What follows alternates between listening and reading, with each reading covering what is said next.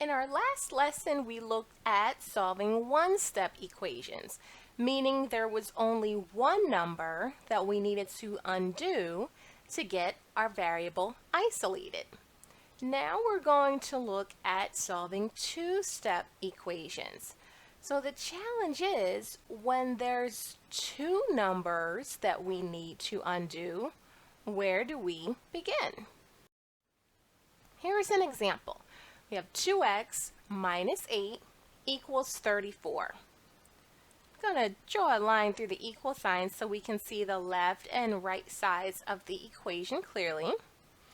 And we can see our variable x is on the left side. We have the 2 that's being multiplied by the x. Then we have the 8 that's being subtracted. Well, that's two numbers that we need to undo to get x by itself. Which number do we undo first?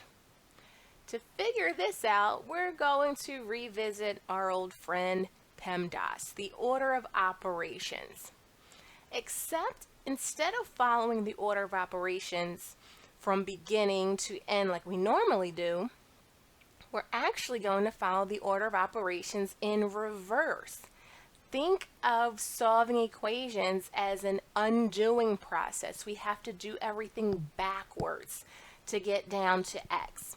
So that means that we'll start by undoing addition and subtraction first, then work our way up to multiplication and division, and then exponents, and then parentheses if we have those.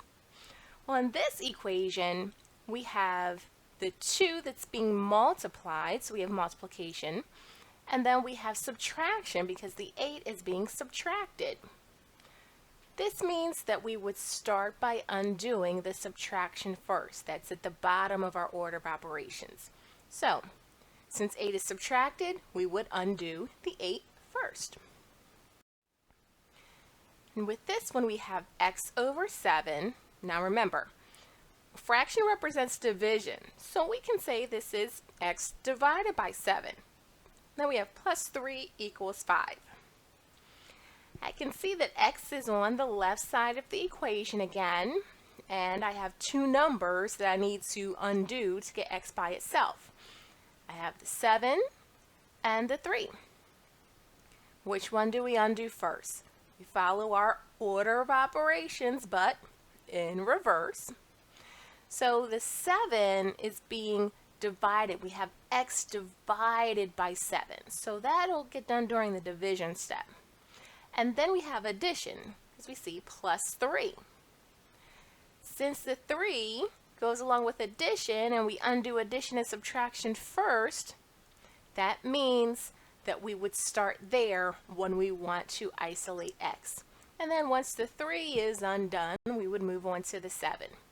We're going to go on to our next lesson to figure out exactly how to finish solving these equations.